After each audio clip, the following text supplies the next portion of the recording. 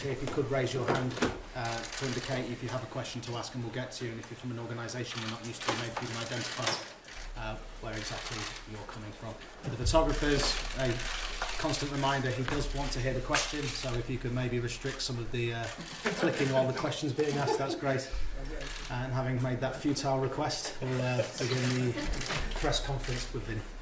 Jurgen, first of all, can we check the injury news, please? Adam Lallana, Emre Can and Joel Matip. How are they? Where are they at? Yeah, Joel probably is out for the rest of the season. There's no doubt about that. Very serious, of course. Didn't still know why 100%. Watch it back in the game when it happened. He felt something, but didn't think it's so serious. He could carry on, and now, yeah, it looks like it needs at least further assessment and maybe a surgery. We'll see, but should be back for start of the preseason again. That's the good news.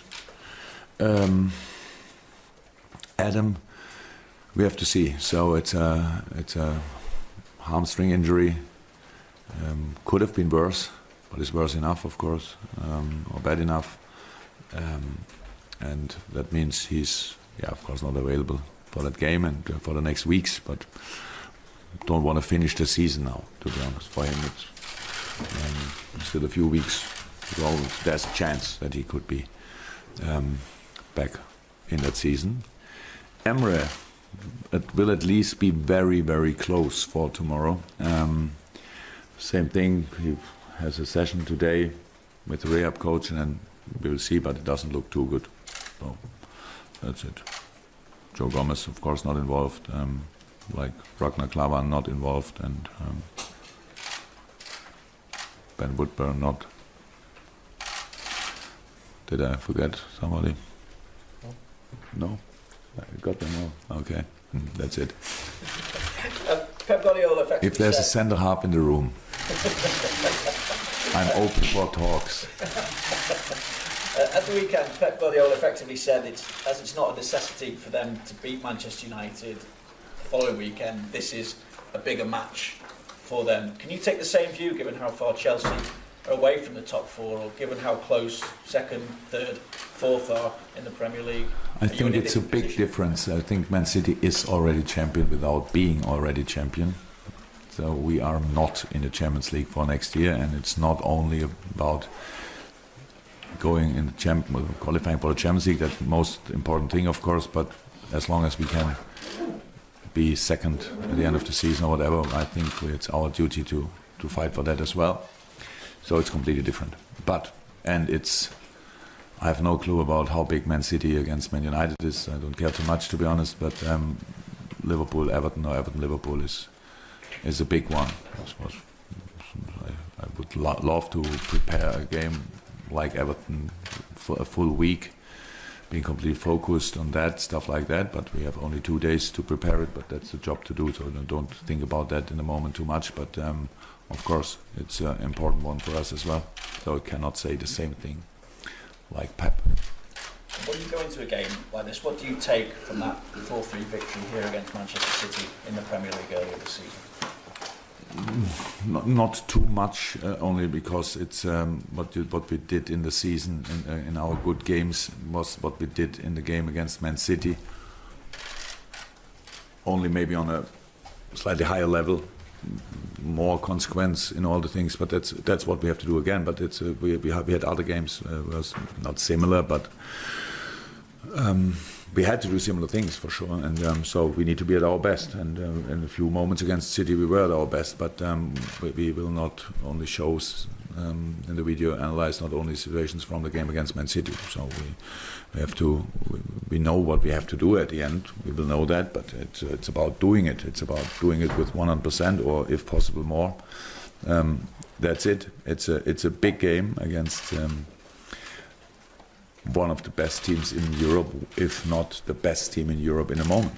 So, and that's nice, to be honest. It's we are not coincidentally in the quarterfinals. We qualified for that, so we are there. And yes, we beat Man City here a few weeks, months ago. But we knew before the game that it's possible. It's only unbelievably difficult to do it. And so now we know again it's possible, and we know it's difficult again. That's all. And it's a specific part difficult, like if you play Barcelona or something like that, if you have a home game and it's hoping of a clean sheet against Man City doesn't make too much sense. It's not. It is a way to defend them 95 minutes, 100%. That they will not have a shot on target or something like that. You can ignore that immediately. You need to be ready to deal with situations like that. You need a fantastic goalkeeper. You need a fantastic defense. You need a fantastic organization, and you need the balls to use the space they give you. So that's it. We have to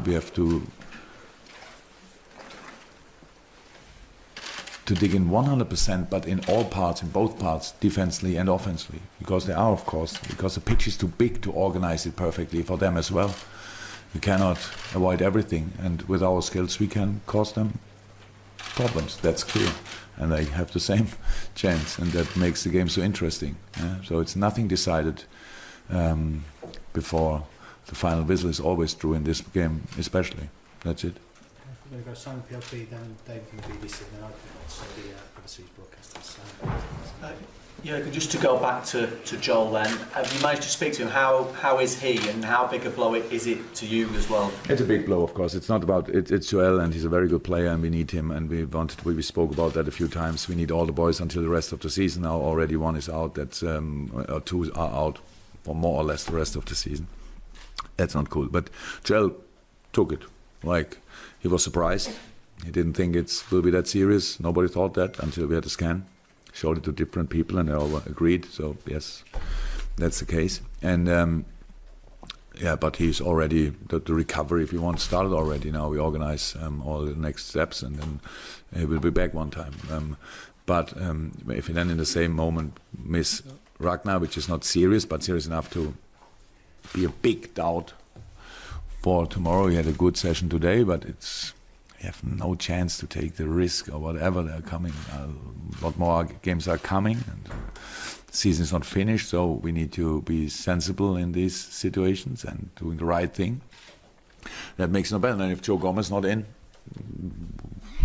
not sure, 2-3 weeks maybe, and then the starting lineup, as long as nothing else happens, is completely fine. I'm completely fine with that. It costs us a few options to change, obviously. So whoever is a centre half here will not start. So only that's clear. But on the bench, probably I have space. So that's it. That's how it always is. The moment when you get the information is not really cool, but then you start dealing with it, and then now it's already done. We have to cope with it now. And as far as the pre-match build-up is concerned, we've seen famous European nights before in terms of the greeting that both your bus and the Manchester City bus might get. What difference does that actually make? You know, when the fans line the roads, what difference does it make to you and potentially the opposition? No clue what it's doing to the opposition, to be honest. No idea. For us, it's wonderful. It's great. It shows everything. It shows the passion. And as long that all is happens in a legal way, I'm completely fine with it. I like it, but I'm not the guy who organized it or whatever. I have nothing to do with that. But for the team, it is actually and it's the welcome for my team.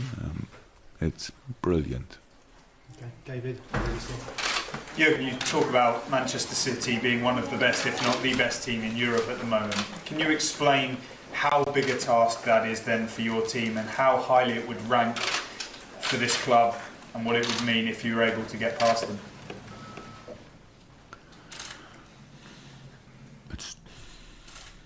It's just a big job to do. That's how it is. But we wanted to come in this, to go in this competition as far as possible, and it was clear that you will, at one point, we will face the best teams in the world. So that's how it is. And there was no easy game, no easy opponent for that stage. They were all difficult to play, and now we have Man City, and they are quite a special team, to be honest. That's the truth, and will be very deserved, absolutely deserved, champion of the Premier League. So I'm fine with that. But in football, it's not about being the best or something like that. It's about being perfectly prepared for the next game and to do your best. And it's not about yesterday, it's about tomorrow. It's about the moment and stuff like that. So, how's that? It's not about, it's not interested. I'm not interested. It's clear. City, with the things they have they've reached already this season and things, so the confidence is probably on outstanding high level, so that's okay. But we are not in a bad moment. We're in a good moment as well. But would it be right to sit here and say, yeah, City at Anfield, they have no chance? That's not true. They have a chance, and they are well because they can win wherever they go. But we can win football games as well, and that's the only thing I'm interested. And I like the difficult tasks. I like the difficult jobs because it's the most interesting. It's for a manager the most interesting, what to do in this or this moment, and prepare your boys as good as possible from the mental side and from the physical side, and then let's go. Nothing can happen. The worst thing that can happen, you lose a football game. So there are more difficult things to get than that. It's a big opportunity, and we try everything to make it happen. That's it. Of course, you've got a better record than any other manager in Europe against Pep Guardiola. So do you come into the game quite confident, and with the fans and the city behind you and the way your team are playing? I never beat Pep Guardiola was always my team, so I was lucky with having them and doing what they did. Yes, and if we can give a little bit of advice, then we do it. That's clear. But the record is not important. I think Pep is not worried about that record, and I'm not proud of it or happy about it. It's not important. It's only I knew before that things like this are possible. That's why I love that game so much, because it's possible. It's not if you can beat the best, it's enough for that day. Beat the best is really difficult to become, but if you can beat the best, it's enough for the day. And I think we can beat the best, but only if we work really hard and smart. And just one final question on the atmosphere also. Would you say this is the biggest game since you took charge of Liverpool? That depends to the game. Cannot say that now. It depends to the game. But in terms of what it means for the city and the fans and the whole atmosphere around it? I don't think it's me to judge about that. It's only very important, because I take all games with 100%. I don't make the difference. So that's the only thing. If you prepare a game like the games against City or Tottenham, for example, it's always really exciting, because you have to be 100% concentrated. But there will be this or this little gap, and if you can do that, then it's just different. So I like it a lot. But at the end, is it bigger or not? That depends, I would say, to the result. At the end, it's not the importance is big. But Champions League is at the end one team will be happy. All the other teams which had good moments in the Champions League will be disappointed, because they went out in the semis or lose the final or in the quarters or in the last 16. So that's it. You need to be prepared for that. We cannot make there's no reason to make the game bigger than it is. It is a big one. It's a quarterfinal in the Champions League. So no need for any other things. David, I'm conscious we are going to go. I'll come back to you if there's another one. Let's go around the room. Gentlemen, I think I've forgotten the name of the organisation. Possibly would like to ask you a question. Do you think that one reason that makes this game so special? That's the moment when you should stop. No problem. Do you think that one of the reasons that make this game so special for the whole world is that we have here two teams that don't give up their styles, their ideas, their way of playing, either playing home or away? Yeah. If you could. That's football. It's nice. It's good. You have to defend it all you have, wherever it is, very deep, very high, whatever happens, you have to defend it. They are too good, and we are too good. Give us space, and we decide if we score or not. So it's a little lucky or not, whatever. But that's how it is. We are in front of the goalkeeper, whatever. That's how it is. That's the quality of my team, and they have that quality as well. And they have fantastic patterns, what they do constantly, stuff like that. So it's clear but difficult to defend, and it's a it will be a very interesting game. And so and how always in football everything can happen. So close result, clear result, everything is possible. But at the end, the only thing what's 100% sure, both teams need to invest everything what they have to have a chance to win it. And I'm fine with that. Okay, we have got Andy Robertson coming in next few minutes to do the player side. Reminder, our training is 5:45 at the bell. Kenny Dalglish will be the interpreter. That's his joke, by the way.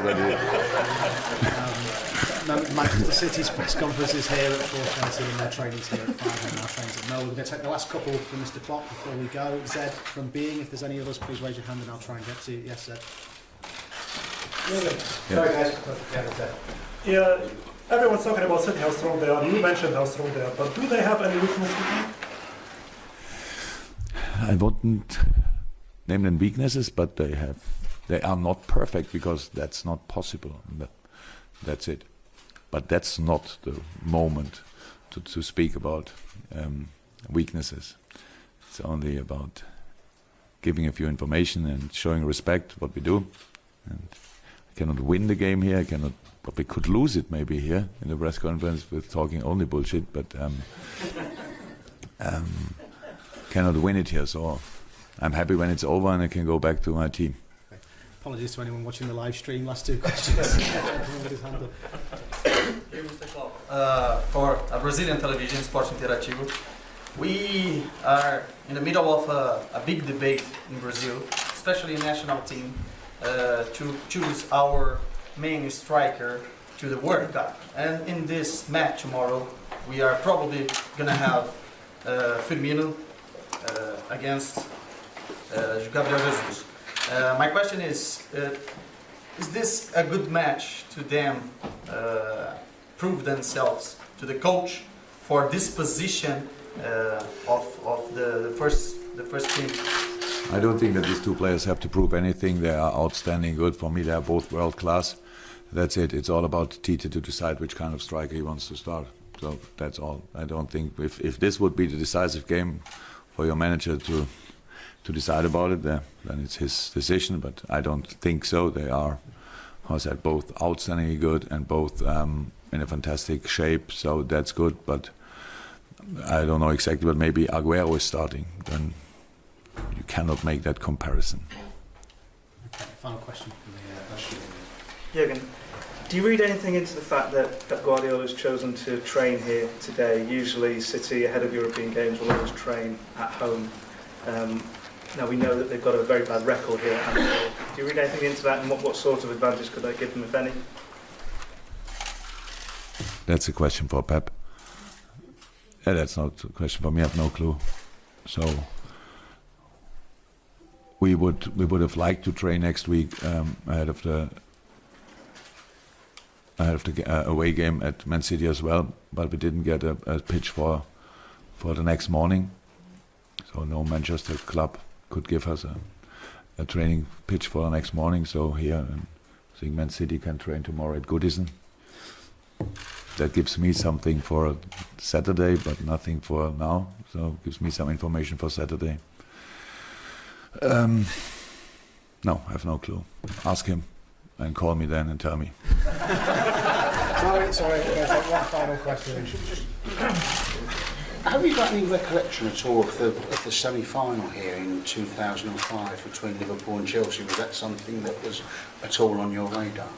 No, I like all these things. That's all really cool. But this club is already so full of history, and we have to write our own history.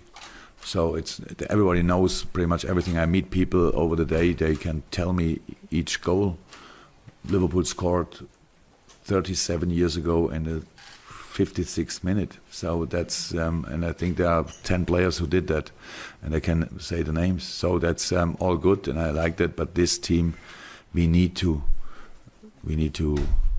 be proud of our history, but we need to create our own history. And so that's not. I did that a lot in the past with my former teams, but they had not a lot of not that Dortmund had a lot of history, and of course.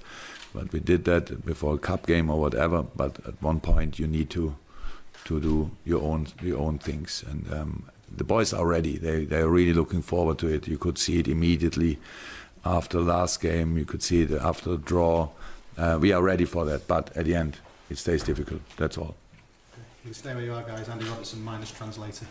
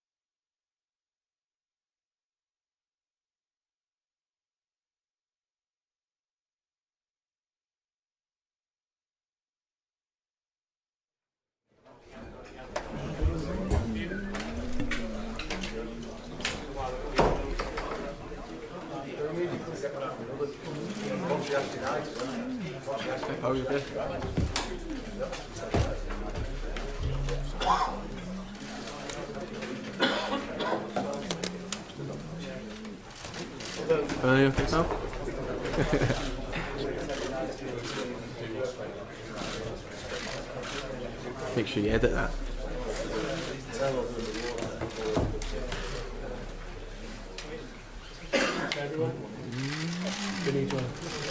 Andy, obviously there's an obvious answer to this, which I probably expect, but I've got to ask the question anyway. De Bruyne and Salah appear to be going head-to-head for the Player of the Year award this season.